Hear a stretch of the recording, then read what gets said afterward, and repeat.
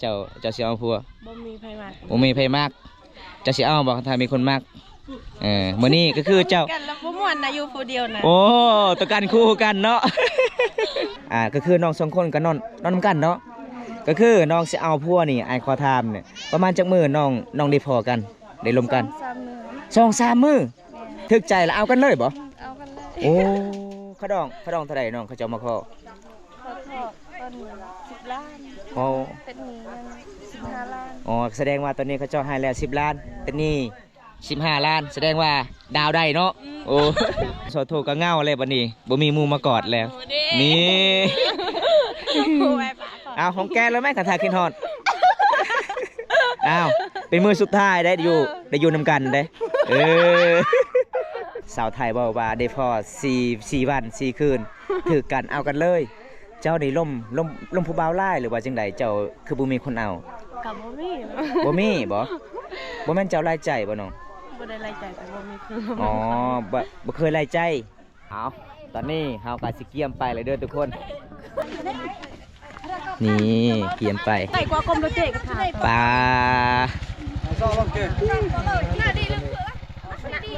แต่นี่ต่อไปก็สิบ่ได้หน้าเลยเนาะเจ้าเนาะสิได้อุ่นตลอดเลยเอาเดินทางบัดนี้เอาเดินทาง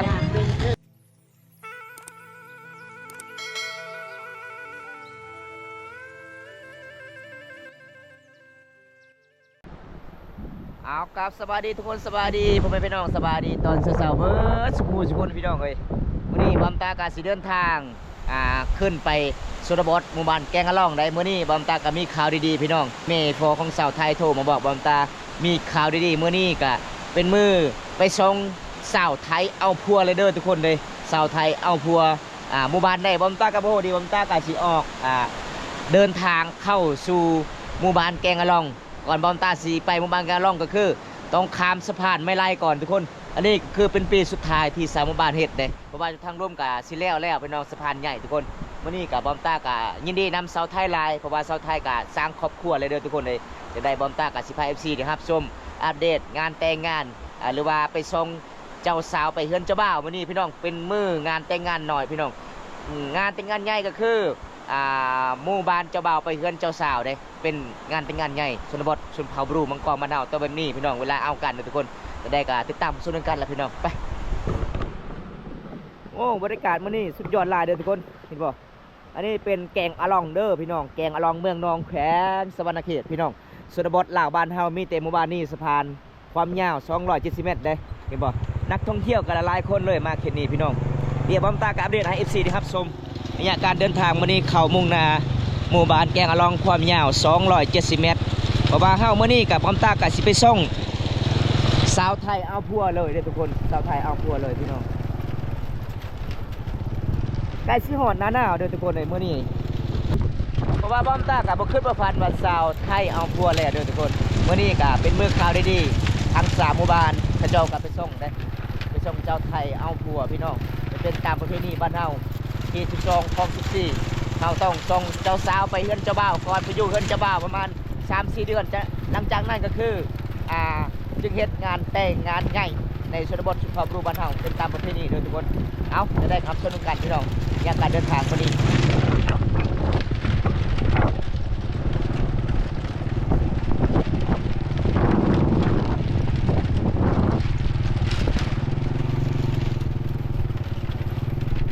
ปั๊มตาสีขาวสะพานไม่ไล่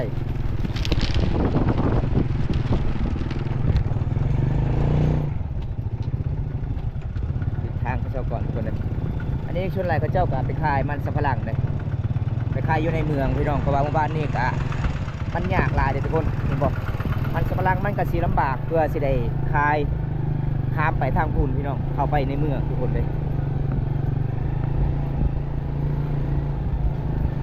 ในใบเด้อประเด้อมาถ่ายคลิปไว้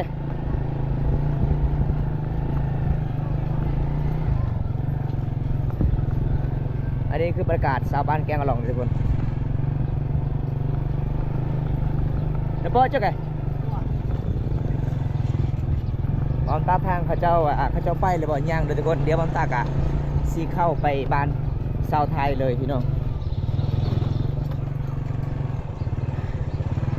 ศใกล้สิฮอดหน้าหนาวโอ้บางคนก็พิงไฟหลายๆคนเลยทุกคน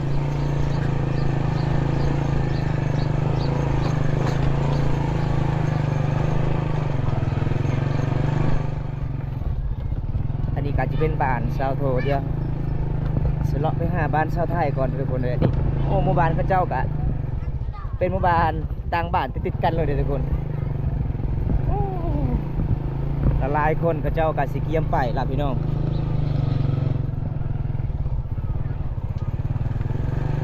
เอาตอนนี้โอ้กะดิพ่อสาวไทยคนงามเลยสาวหมู่บ้านมาหลายคนเลยทุกคนว่าเขาเจ้ากำลังสิเกียมขึ้นเขาขึ้นน้ำหลังจากนั้นเขากะสิเริ่มไปแล้วพี่น้องเดี๋ยวขาทักทายน้องก่อนโอ้สบายดีโอ้ไอมาบ่ทันเนาะผูกแขนมื้อนี้ได้ข่าวดีได้ยินดีนำน้องเด้อหักเดียวใจเดียวตอนนี้เฮาสิเริ่มไปเลยบ่น้องสิได้เกียมไปเลยบ่โอ้น้องสิเกียมไปเลยทุกคนเดียวกับบอมตากันสิซอยน้องก่อนผูกแขนกับบ่ทันเลยทุกคนนี่บ่ทันพี่น้องก็เจ้าผูกแขนก็เลยบอมตามาตำลังจะได้บอมตาก็สิไปส่งเจ้าเนาะหมู่บ้านใดน้องเอาพวนบ้านเราวันนี้ผูกแขนบ่ทันก็เลยมาซอยน้อง3ใบ500เด้อ เอาเบิ่งกล่องคุณถ่ายรูปก่อนเอาจะได้เฮาก็สิเกียมไปแล้วน้องเนาะเป็นจังได๋โอเคบ่เป็นหยังสาวโทเจ้าก็ไปส่งสาวไทยบ่เมื่อใดเจ้าสิเอาผัวบ่มีไผมาก บ่มีไผมากเจ้าสิเอาบ่ถ้ามีคนมากมื้อนี้ก็คือเจ้ากันแล้วบ่ม่วนนะอยู่ผู้เดียวนะโอ้ต้องการคู่กันเนาะ ต้องการคู่คือกันนะทุกคนเจ้าค่อยแล้ว อ๋อก็คือเจ้าไปส่งสาวไทยนี่ไปนอนเลยบ่มื้อนี้ไอขอถามเด้อปกติไอก็โดนแล้วบ่ได้ไปหาน้องก็คือน้อง2คนก็นอนนำกันเนาะก็คือน้องสิเอาผัวนี่ไอขอถามเนี่ยประมาณจักมื้อน้องได้พอกันได้ลมกัน2-3 มื้อถึกใจแล้วเอากันเลยบ่เอากันเลยโอ้ขะดองเท่าไหร่น้องเขาจะมาขอตอนนี้10 ล้านโอ้เป็นหนี้15 ล้านอ๋อแสดงว่าตอนนี้เขาเจ้าให้แล้ว10 ล้านเป็นหนี้15 ล้านแสดงว่าดาวได้เนาะโอ้ เจ้าบ่าวเอาขับใจไหมขับใจเจ้าบ่าวบ่มาบ่เจ้าบ่าวบ่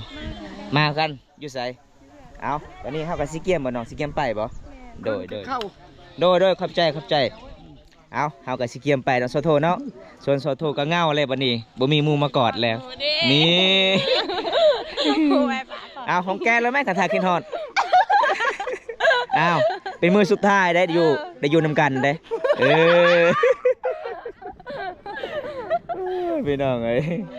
คอยคิดฮอดเจ้าสาวไทยสาวโทยถ้าน้องๆเอาพัวนี่โอ้ยมาหมู่บ้านนี่เคยอยู่นำกันตลอดไปอาบน้ำกับผู้เดียวไปบ่ม่วนอ๋อเห็นแล้วบ่สาวไทยบอกว่าได้พอ4 วัน 4 คืนถือกันเอากันเลยเจ้านี่ล่มผู้บ่าวไล่หรือว่าจังใดเจ้าคือบ่มีคนเอากับบ่มีบ่แม่นเจ้าไล่ใจบ่น้องบ่ได้ไล่ใจแต่บ่มีคืออ๋อบ่เคยไล่ใจแต่เคยไล่จริง เอ้ามื้อนี้ผู้สาวกันหลายๆคนบ่ส่งบ่แม่นขี่รถหยังน้องรถใหญ่บ่อ๋อแสดงว่าตอนนี้เฮาย่างก่อนเนาะไปบ่ได้เนาะสะพานมันหักแล้วค่อยไปเมื่อกี้นี่ เอาตอนนี้สาวหมู่บ้านกำลังเกี่ยมกินข้าวกินน้ำเฮาก็สิเกี่ยมไปเลยทุกคนบอมตามามื้อนี้กับผูกแขนน้องบ่ทันโอ้ยเสียใจหลายเลยทีนี้ต่อไปบ่ได้เฮ็ดคลิปนำแล้วเด้อโอ้ถ้าให้เจ้าเป็นเมใส่ผัวปลาแล้วถ้าเจ้าเป็นเมห้างอีกครั้งต่อไปถ้าเป็นเมห้างก่อนหยอกเด้อทุกคนเลยก็คือคันถ้าอ้ายมาทางหมู่บ้านน้องก็คืออ้ายก็ขึ้นลิ้นแอนได้เนาะเฮือนเจ้าเนาะถ่ายได้กับผัวเจ้าเนาะเจ้าเฮ็ดกินเจ้าย่อพาเข้าเด้เอาทุกคนจะได้กันยังฮักแพงคือเก่าเนาะสาวไทยโซโทเนาะเฮาเนาะไปพุ่นกินป่ามานี่กินข้วย หยอกเลยทุกคนเอาตอนนี้เฮาก็สิเกียมไปแล้วทุกคน วันนี้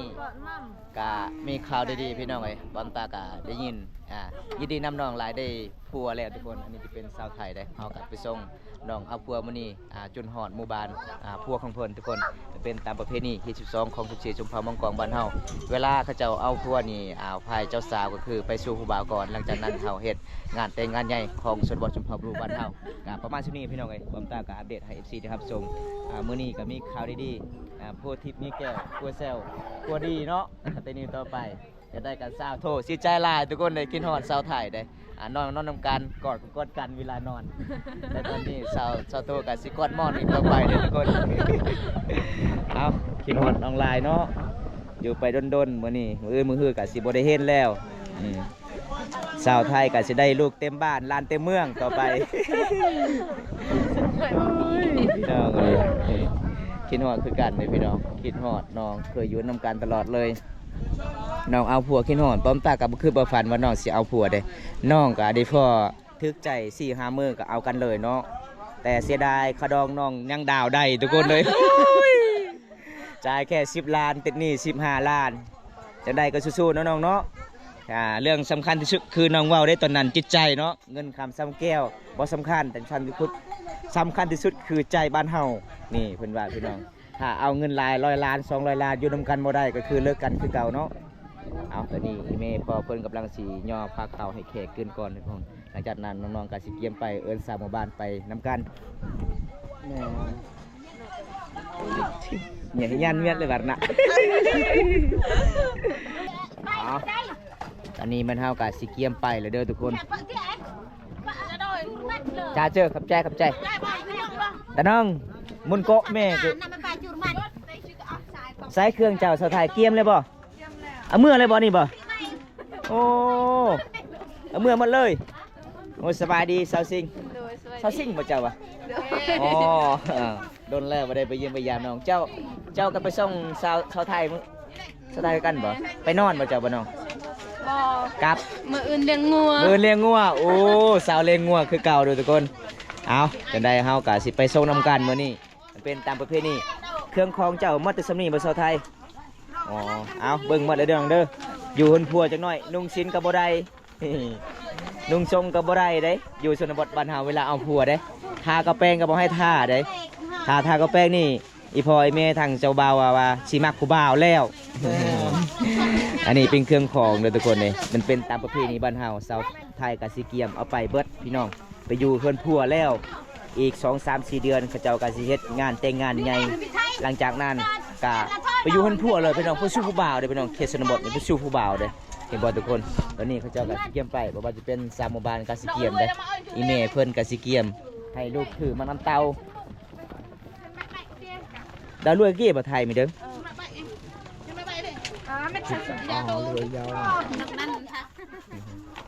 แต่กองแก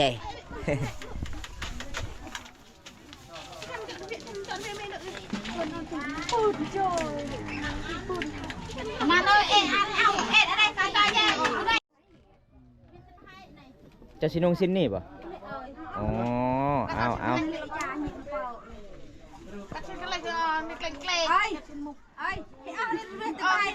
เนี่ยดงไปซ่อนตรวงตะลุ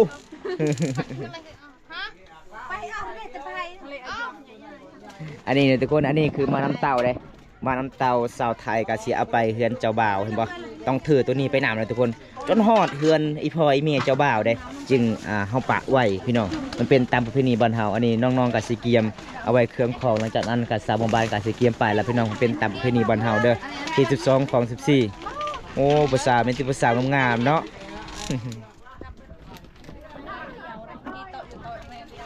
อันนี้คือโมคูของน้องไทยเลยเขาเจ้ากลับไปส่งคือกันมันเป็นตามประเพณีสาวซุงกับสาวซิงกลับไปส่งมันเป็นสาวซุง สาวซิงสาวโทมื้อนี้กลับไปส่งเลยพี่น้องหลายๆคนทุกคนเลยเขาเจ้ากับบ่ทีมบ่ปะกันหักแพงกันเขาเจ้าต้องเก็บของซอยน้องทุกคน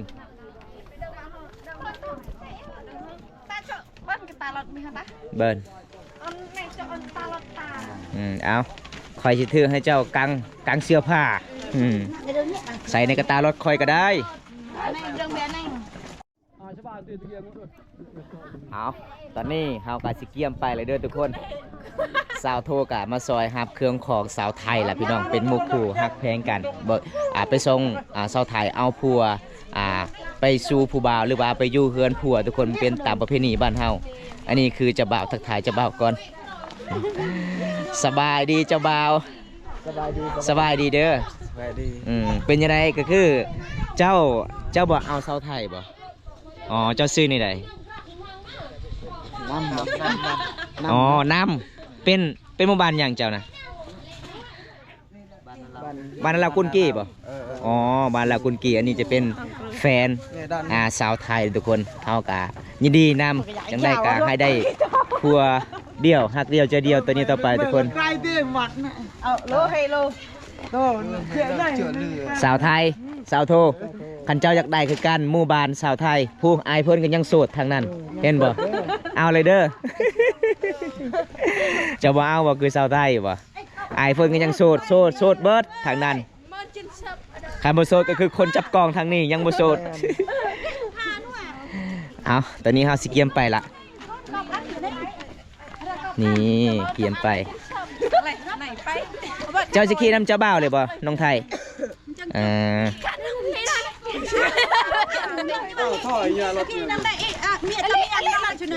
เอา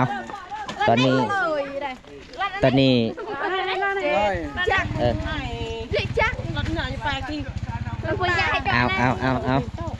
าไหนกว่ากลมโดเจกค่ะปลา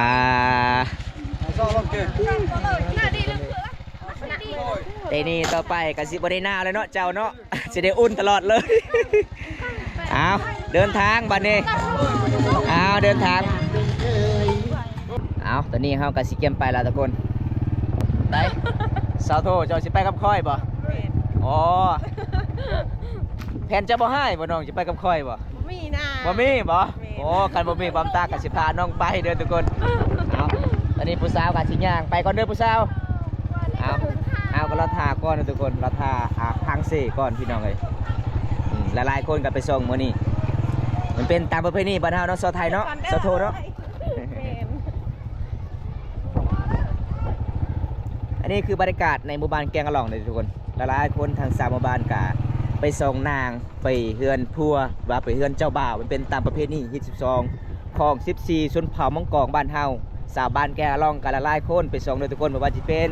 ผู้บ่าวผู้สาวกะไปส่งหมดเลยทุกคนมันเป็นตามประเพณีเห็นบ่อันนี้คือเขาเจ้ากำลังสิเกียมไปละพี่น้องเลยเห็นบ่เป็นความสมัครฮักเพลงกันเงินคำซ้ำแก่บ่มีก็คือให้งานกันต้องไปส่งแบบนี้ละพี่น้อง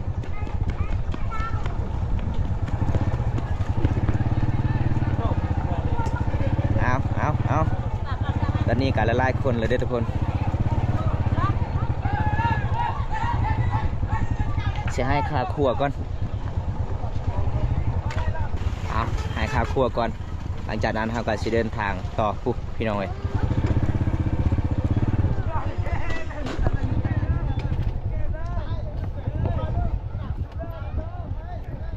มาเบิ้งทุกคนสาวบ้านกับเจ้าไปหลายๆคนได้เห็นบอกเขาเจ้าไปเมื่อนี้เขาเจ้าก็กินแต่ปลานิ่นส่วนหลายบ้านเฮางานแต่งบ้านเฮามีแต่ปลานิ่นวัดทางหมู่บ้านเลยทุกคนเลยเอาจังได้ก็เต็มรถเขาเจ้าก็ต้องกลับอีกได้อันนี้เห็นบ่เด็กน้อยเขาเจ้าก็ไปความสมัครที่ฮักแพงกันทุกคนเลย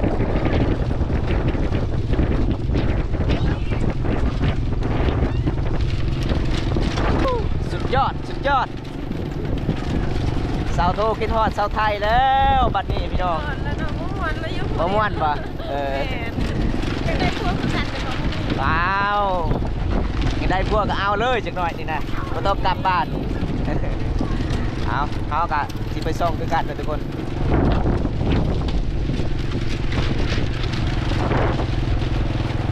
ขวยสะพานไม้ลายนี่ก็คือความยาว270 เมตรเด้อทุกคน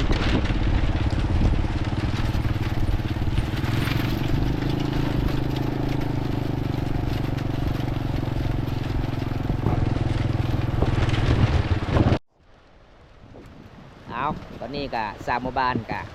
มาหลายคนโดยทุกคนเห็นบ่พระเจ้ากลับไปส่งความสมัครที่บ่ทุกคนทางสามหมู่บ้านบ่ว่าจะเป็น ผู้สาวหลายๆคนก็ต้องมาส่งได้มันเป็นตามประเพณีบ้านเฮาเด้อพี่น้องก็ได้กะเฮาก็ต้องฮักเพลงกันแบบนี้แหละพี่น้องเลย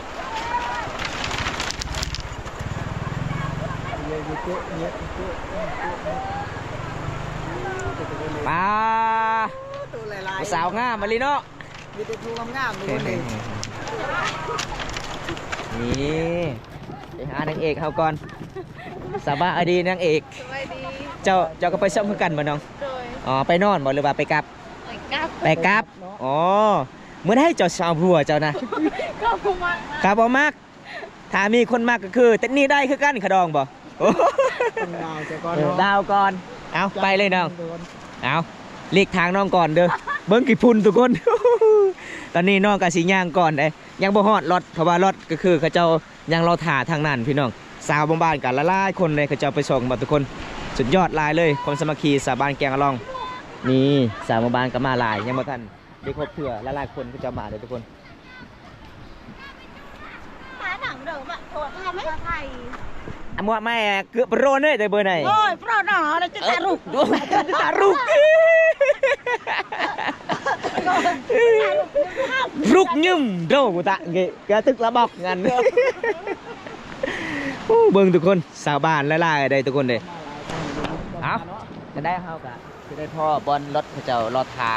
เรียบบำตากาศิไทยเส้นทางการเดินทางเนี่ยหลังจากนั้นบำตากาศิไทยหมู่บ้านเจ้าบ่าวไปน้องไกลที่สุดนอกที่สุดกลับตัวเมืองได้วันนี้เฮาระยะการเดินทางมันก็สิลำบากแน่เส้นทางมันก็สิลำบากแน่ทุกคนจังได้ก็มันเป็นตามประเพณีบ้านเฮาคันเฮาบ่ไปมันก็บ่วิทย์ฮีดมันก็บ่แล้วฮีดประเพณีทุกคนจังได้ก็สู้ๆนํกันพี่น้องไปนํกันรับชมนํกันเด้อทุกคนทุกคนละลายคนเลยเห็นบ่พระเจ้าไปส่งความสามัคคีสาบานแกงอะลองเฮาสุดยอดหลายเด้อทุกคนเห็นบ่มันเป็นตามประเพณีพี่น้องมื้อนี้ก็มันมี2คันรถใหญ่เด้อทุกคนจะเป็นรถคันนี้แล้วก็รถอยู่ทางลมพี่น้องเฮาก็ไปส่งทางสามหมู่บ้านเลยเอาเกินป้า สุดยอดดังกันเลยโง่เอาเบิ้งพี่น้องคันนั่งนี่น่าสิเต็มเลยเด้อันนี้เขาเจ้ายืนมดพี่น้องไงเสียงมันฟ้าเสียงคณะเขาเจ้าไปส่งนางเอาผัวได้พี่น้องไงไปส่งสาวไทยเอาผัวคันจะเป็นงานแต่งงานใหญ่นี่มันก็หลายกว่านี้ได้ทั้ง3หมู่บ้านเลยทุกคน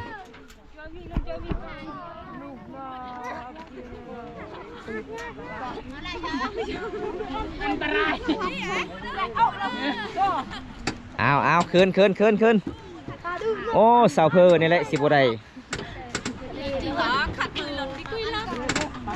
แช่ยาตำพอน้ำหอยชมนะ น้ำหมอน้าน้อยนั่นหมอน้อน้าน้อเอา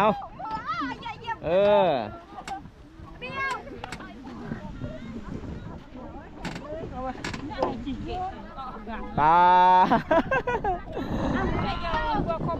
เอาขึ้นดีๆด้วยซาเฟอร์ปลาส่งจุกขาดได้สุดยอดเลยทุกคนหลายคนเลยพี่น้องเอาเต็มแล้วบัดนี้น่าสิไปบ่ได้แล้ว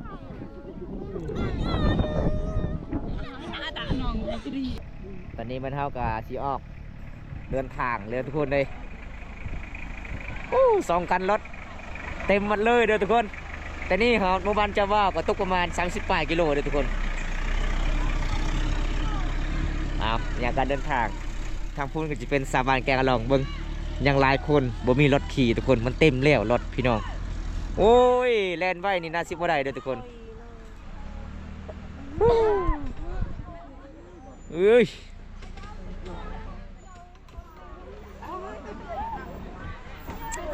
ยดึงใจเนี่ยก็โตเลยย่อว้าไปเลยป้าทุกคนสิไปได้บ่เนาะโอ้ยแลนไว้นี่นะสิบ่ได้เลยทุกคนเลยจะได้พี่น้องประเพณีบ้านเฮาต้องแบบนี้เลยทุกคนสุดยอดเ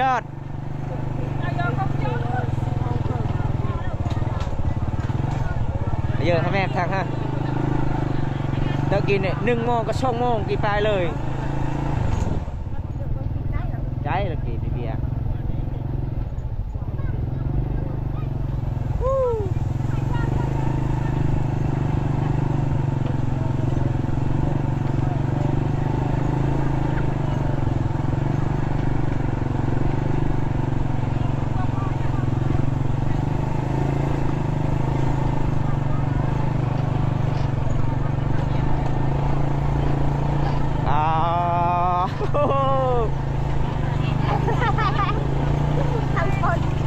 ดสุดยอดสุดยอด